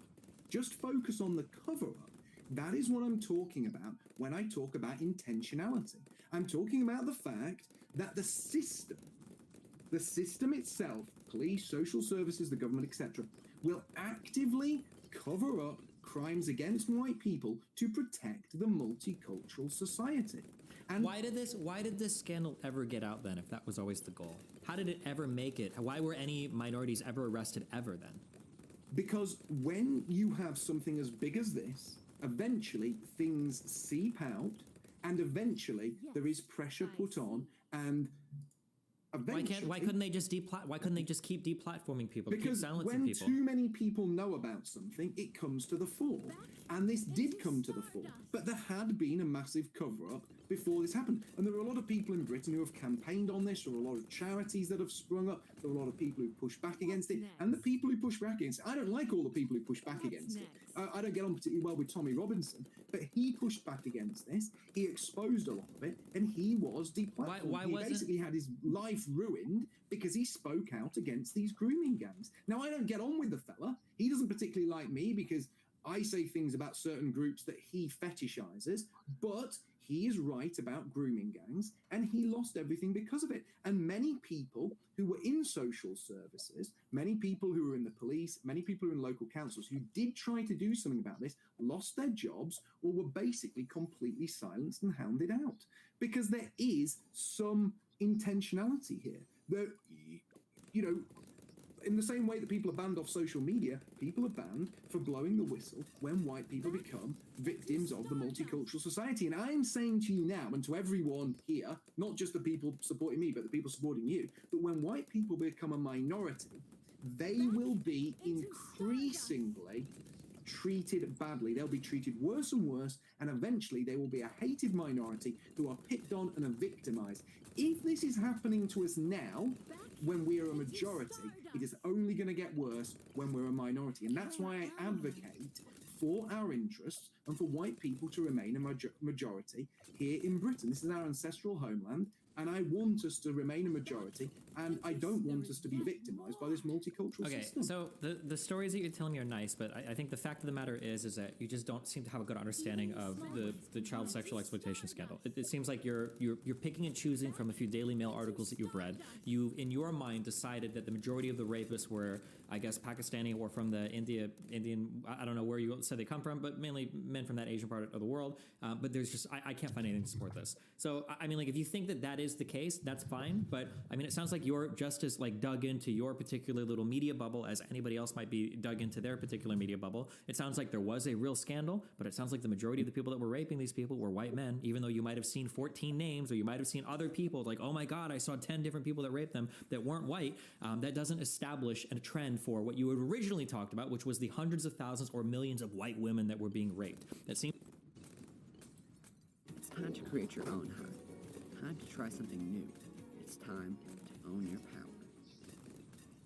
It seems to be the case that there were a lot of rapists. They weren't all Asian. They weren't all from India. They weren't all from Pakistan. I can't find anything to substantiate that. If there was a cover-up, which it seems like there was, that's pretty horrible. Obviously, these are bad things. People can cover up things for a whole lot of reasons. There's tons of people that have covered up a lot of dumb shit in their life, whether it's because they're protecting their jobs, whether it's because they're protecting their coworkers, whether it's because for whatever reason. But the idea that we would see police covering something up and instantly assume, oh my God, this is white genocide, or oh my God, this is an intentional pushing of the multicultural society to, I guess, rape or get rid of all white people, when there are so many people in positions of power that can push this narrative, that can ban people from that can do all of this, but somehow they couldn't keep this rape scandal from getting out. Like, the organizations and the institutions you point to are somehow all powerful and they control every sector of society, but they're also somehow not when you don't want them to be, or there's this excuse that my mom used to say the same thing, that like, oh, well, you know, they have control of everything until they don't because some good person pushes through. But if this society is willing to go so far to control the narrative on so many levels, I don't know why they couldn't just silence one or two extra extra people to prevent something from leaking. But regardless, for all of this, I can't engage with your stories of I saw reports or I saw news articles, therefore this is a trend that's established. But what you said is if you want to move on to something different in terms of like, here's what I'm going to do, here's what I'm going to do to establish the intentionality of white genocide, that's fine. But unfortunately, like every single conspiracy theorist I've ever talked to, all you're going to give me is this disparate collection of facts, and you're going to try to tell me a story with these facts, and all of the facts you're giving me aren't even necessarily substantiated or true. So I mean, like, and we still haven't. Even if I were to agree with every single thing you've said so far, which I don't, and some of what you've said is clearly incorrect, you haven't established that there was an intentional cover-up for the purpose of white genocide. It could literally just be a bunch of people trying to cover their asses because they know they fucked up at some point and they don't want to get in trouble for it. You still haven't gotten to like, here's the white genocide. And there are still all these different players involved that aren't intentionally doing white genocide. So I don't know where this top-down drive comes from, where we're getting the message pushed from to get rid of the white people. I don't understand. That hasn't been demonstrated at all. Well, that was a lot of words spoken very quickly. But the fact is, the people who have spoken out against the things I've talked about have been deplatformed, and that is all part of what I've said. I've talked about the deplatforming, I've talked about people who've been sacked, I've talked about people who have broken the conspiracy of silence, that have lost their positions, I've talked about people who have basically been hounded out of every social network, people who have been publicly burnt in terms of their public position because they've spoken out against this. And I can read you this report here. Grooming gang convictions, 84% Asian. So that's 84% Pakistani Muslim. And this is from Sky News. The overwhelming evidence about this, and this is the last thing I'm going to say, we move on because obviously you're not going to accept it, but the overwhelming... Hold on, to be clear, what you just cited, this was the guess from that one study, or from the one dig before the Home Office actually did their massive report, because I think that came out in 2020, and I just looked up what you're talking about. This came from 2017, right? So what I'm saying is, okay, you're not going to acknowledge that and just keep moving on. Okay, go ahead. Of evidence says that this is people from Pakistani Muslim backgrounds doing this to white girls, and it is in some degree ethnically motivated. Now, the fact of the matter is, this has been covered up. There are a huge number of victims, and I am stating that I believe it has been covered up because the system protects the multicultural society at any cost, even if that cost is hundreds of thousands of white girls being raped, because multiculturalism, to the people in charge, has become like a god. It's become like this holy shibboleth which can't be criticized. Anyone that does goes off social media, and anyone that does something from an ethnic minority background that could compromise the multicultural society, that something has to be covered up. In this case, we've had the cover-up of hundreds of thousands of rapes of white girls, which you will obviously minimize. You will minimize their suffering. You will try to worm it round in a different way, like you always do, because you believe in the current system and its objectives. And I am not saying that this one thing alone proves intentionality. But what I'm saying is, when you add it to the deplatforming... Hold on, wait. What were the hundreds of... Wait. When you say hundreds of thousands, are you still talking about that... Are you talking about the same scandal, the Rotherham child sex scandal? But Rotherham is just part. Okay, because you keep saying hundreds of thousands, but then you're referring to the specific event that was only 1,400 people. In one single town, one tiny town. Yeah, just that's how bad this is. That in one tiny town you have that many people suffering. And this has been something that's been covered up. And there's a huge amount of evidence talking about the cover-up. And the cover-up has been to protect the multicultural society. And what I'm saying is, and this is what you don't seem to be taking in, that if the government weren't caring more about the multicultural society than they were about the majority, they'd have stopped this. But it was covered up to stop people criticizing multiculturalism, because the government, the establishment, social media, big business have a objective, and that objective is to bring about multiculturalism. And when you bring about these multicultural societies, white people become a minority, which is intentionality. They are protecting a system that discriminates against whites and reduces white people to a minority. Okay, do you have like any other like causal links or any other types of things that shows like some intentionality, or is this how we're working with? Well, I was going to ask about the intentionality next. And this is towards Mark, and we can work off that. But what is the overall goal of reducing the white population? And we can talk about maybe some of the disagreement among whites. You know, some whites don't seem to care or whatever about their racial solidarity or what have you versus other races where it does seem to be more of a priority. But the first part, what would be the goal of reducing the white population? Like, what would be the motive, I guess? Well, I think the motive behind this is largely based on a hatred for white people as an ethnic group. The powers that be, those that are in charge of this globalized system, do not like white people very much. They think that white people may one day advocate for their interests and turn against globalization, push back against that, and their intention is basically to get rid of white people as a homogenous ethnic group so that white people cannot advocate for themselves or ever be a problem to those who are at the top of the tree. And I'm not saying that everybody all the way down the tree are all involved, but I'm saying that people at the very top of the tree have a deep-seated dislike for homogenous European societies and have demonstrated that in every European nation by importing hundreds of thousands of immigrants every year against the wishes of what is still the white majority. And you see that in Britain all the time. In Britain,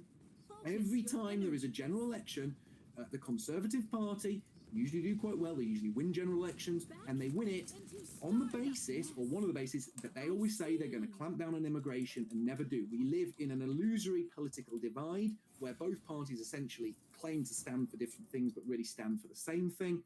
And ultimately, both bring about mass immigration against the interests, but more importantly, the will of the people who, when polled or when usually vote or usually say in polls that they don't want more immigration. And that's another important point, that white people demonstrate in numerous ways that they are not pro-multiculturalism en masse, they are not pro-immigration, but they have these things forced upon them. But because they're caught in this two-party system, there is no real way out for the average person who doesn't understand the trap they're caught in. Into stardust.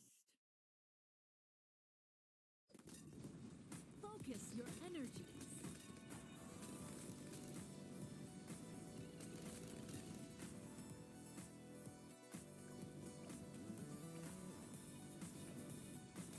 Back into stardust. Now, do you want to respond to that, Destiny? You have a question off that or anything to say?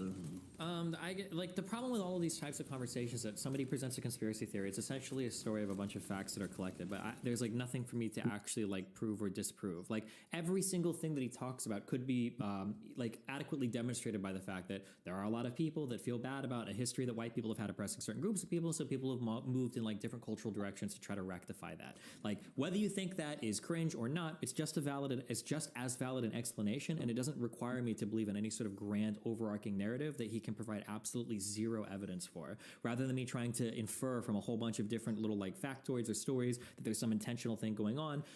I can just look at like what's obviously happening. Seems like a lot of white people, for whatever reason, feel like different groups of people were fucked up with white people in the past and are trying to make right. Whether they're going too far or not, there's valid conversations to be had there, but I don't think that that's enough to conclude that there is some grand conspiracy happening. Like when it comes to writing public policy for any country in the world, it's so difficult to do anything, whether it's to get people to not commit crime, whether it's to get people to have more children, whether it's to get people to do a certain thing. Like getting anything done with public policy to guide any sort of behavior is an incredibly difficult thing to do. Usually it has to be done through economic means. You can't just like tell people to do things and then like socially guide somebody one direction. So the idea that there is some top-down conspiracy or some bottom-up conspiracy or whatever to try to move everybody in one cultural direction, it would be the most successful project undertaken in all of human history when it comes to guiding thought, not only in one country, but in the entire Western world, to get every single white person to be on board with advocating against their own beliefs or advocating against their own self-interest. There are just a million other more plausible explanations than the fantastically delusional one of white genocide. Well, no, not really, because what you're saying here is that white people haven't been beaten into hating themselves, but they are. White people are told to hate themselves. They're trapped within a political system that dispossesses of them of power. And not only are they trapped within that political system, but that political system promises them things, then never delivers on it, which again shows intentionality. Children are taught in school to hate themselves. We see critical race theory. We see white privilege being taught in schools. We get told, white children get told all the time, that their ancestors were evil, that history was dominated by wicked white men, that white people went all over the world and oppressed everyone and did terrible things to them. White people are taught self-hate constantly, and part of this is a mental assault on whites to make white people from as young as age as possible hate themselves, hate their history, hate their traditions, hate their heritage, hate their culture. And when a people are dispossessed and separated from their tradition, their culture, their heritage, their ancestors, they are left isolated, they are left atomized, they are left self-harming, they are left self-flagellating, and they are more open to destroying themselves. No other racial group is taught to hate themselves. White people are. Again, that in itself, on its own, taken in a vacuum, maybe doesn't prove intentionality, but when you put it into the picture that I am painting, it is another important part of that picture that proves there is intentionality, because multiple things are all happening at the same time, which shows this is not a one-off isolated incident. And it's happening all over the Western world. It's not like there's 2 or 3 Western countries that, push back against that. I mean, there's the odd one in Eastern Europe, but they are constantly being influenced against pushing back in any way. But in countries like Britain, in countries like America, children are taught to hate themselves. White children aren't taught that they're the equal of blacks. Blacks are the equal of whites. White children are now taught that basically they're demons in human skin whose ancestors are responsible for all the ills of the world, which is not only not true, but leaves a dramatic mental impact on these children and makes them hate themselves. And self-hate is surely a recipe for the destruction of a people.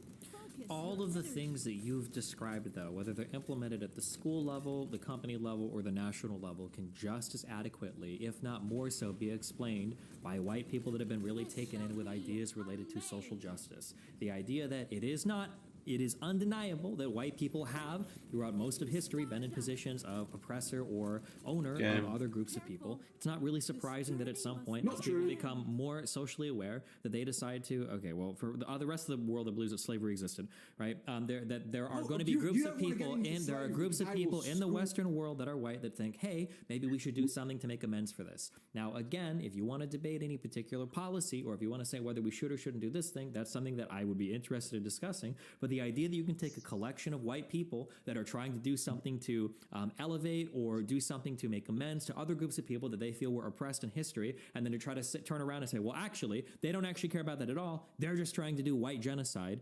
There's nothing for me to argue with there. Like, when it comes to the little collection of facts you're giving me, for the most part, I agree with a lot of these, that, like, yeah, we do try to push certain types of education. Yeah, we do try to uplift certain groups of people more than others. I agree with all of these things, but all of these motivations can be adequately explained with, hey, we were white people, we did some pretty fucked up shit before, and now we're trying to make amends for it, rather than, hey, we need to genocide all white people. There's nothing for me to grapple with there. I have nothing. You're about to restate.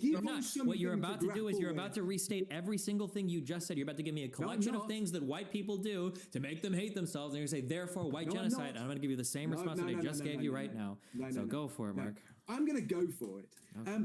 All people of the world, regardless of race or ethnicity, have both owned slaves and been owned as slaves. All people of the world. The only racial group as a whole that turned its back on slavery and abolished it were white people. White people didn't go to Africa rounding up Africans with their swords and their spears. White people went to Africa and they bought slaves from African slave traders. The most powerful African nations were built on slavery. They were actually built on basically conquest. They captured other black nations, they invaded other black nations, they captured blacks from other black countries, and then they sold them to white slave traders. It was white people who used huge amounts of their resources, huge amounts of troops, spent huge amounts of money, not only abolishing slavery in white countries, but combating slavery on a global level. And if you look at the most brutal slave trade, it wasn't the transatlantic slave trade, it was the Arab slave trade, where Arabs went to Africa, took Africans by force, and people ask today, well, why isn't there large numbers of Africans living in Arab countries as the descendants of slaves? That's because the Arab slave traders chopped off the genitals of every black man they took, so that they couldn't breed, they couldn't fight back, and they wouldn't be virile or ever take over their nations. Now, the fact is, if you put that in context, what I've just said, white children should surely be taught in schools, well, the whole world was a dark place, slavery was the norm, but your ancestors, your white ancestors in these white countries like Britain, poured all their resources, time, effort, military might into not only abolishing slavery in the West, but abolishing it on a global level. But instead, your basic and ill-educated take is that white people were evil, must slavery. Not even true. That is part of the anti-white narrative.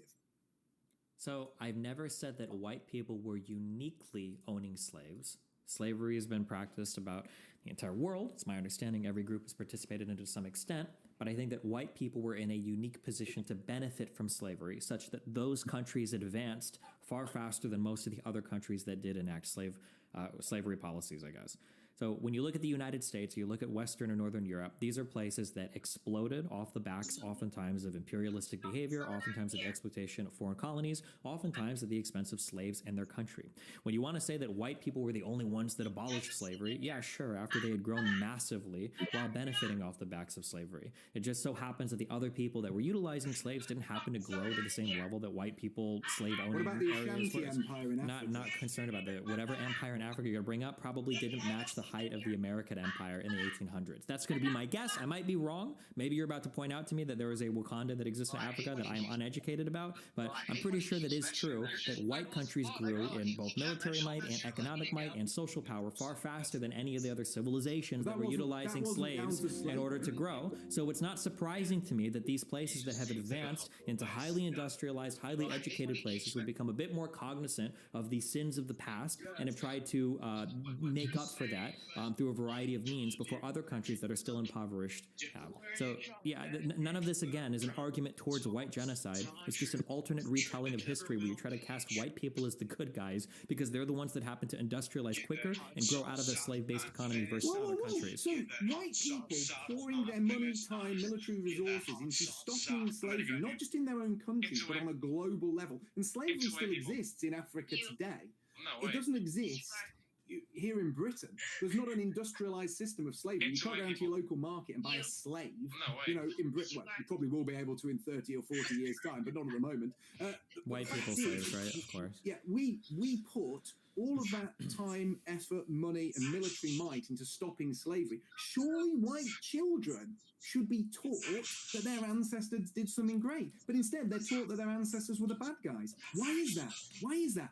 On its own, why do you might not be the smoking gun. Put it in part, put it in that bigger picture, and you can see white children taught to hate themselves, and not taught to hate themselves with honesty, but with lies. Why do you think white people put so much effort into stopping slavery? White people put so much effort into stopping slavery because white people are socially conscious. Do you think that there might have been some economic incentive when engaging in trade deals with other countries to make sure that they have some minimum level of labor protection so that they're not harming their own native workforce? You don't think that any of that had any... You think it's just white people are socially conscious and they're like, we're going to go and save the world? You really believe that? White people didn't just stop slavery in their own nations. They put huge amounts of money and military might into stopping them in other nations. And if you actually read into this, white empires, such as the British Empire, went to African nations and did their best to dissuade African kings and African rulers from maintaining a slave-based economy. That wasn't done because we were evil people. Get the fuck away from So why does any slavery still exist in African nations at all today? Then why don't we just go and stop it then? If we have so much military might to do it. She, they, that bitch. How's that? How about? Discover the Ozempic Zone. Ask your healthcare provider about Ozempic.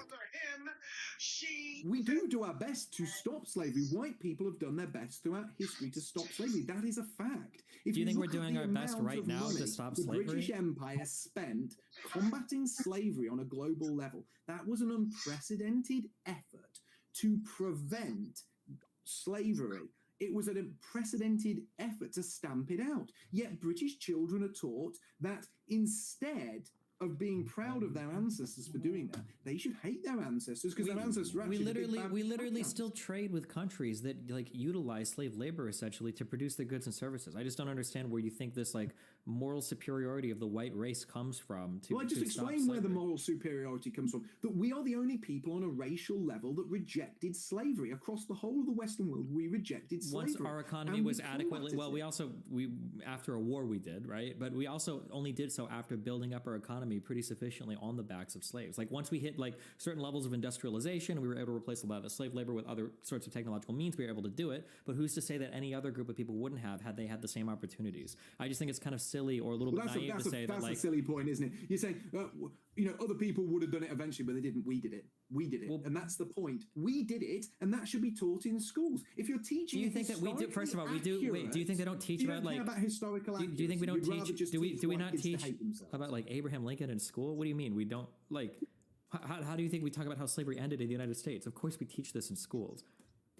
Why? You started this on slavery, and your opening gambit on the issue of slavery was that white people were the big bad guys, and we somehow had to sort of repent for our past as the big bad guys. And I came in and said, actually, the truth of slavery, when taken on a global level, is very different. I'm not saying that we had to repent. I'm saying, who do you think benefited the most from slavery?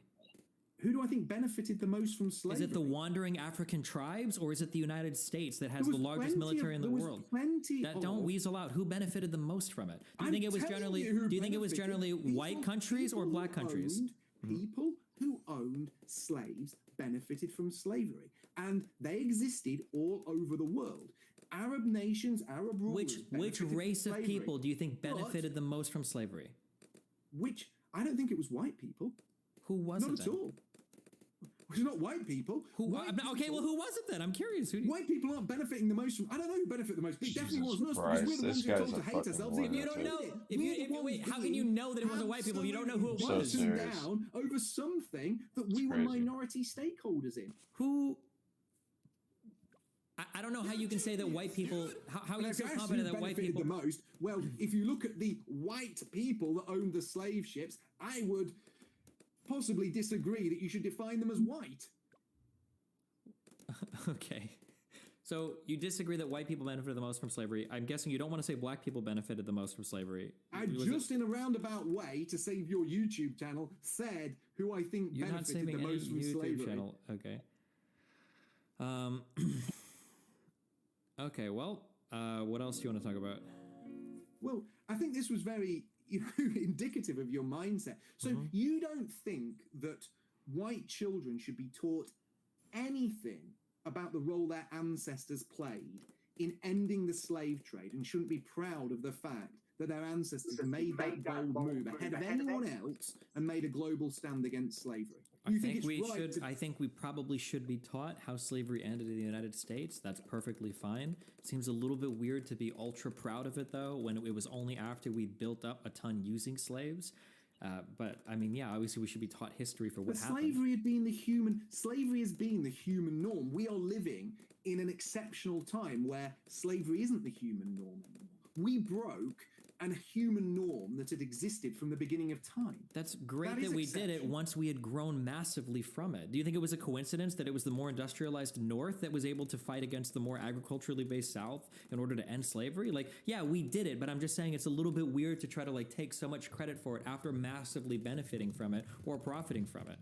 Like, But many people massively profited. And as I said, the group Why of do you whites keep that massively why do you profited the keep most saying weren't many? actually. You keep broadening my point. I can't I'm not understand. broadening your I point, can't I'm understand how placing you things in don't see it. It context. might be a little bit cringe to be like, oh my god, we were so great, we ended slavery. Yeah, sure. It's like, well, fuck, I don't want to offend you. We were so great. We took. And It's like saying Hitler was a great man because he killed Hitler. Like the argument just doesn't really work well.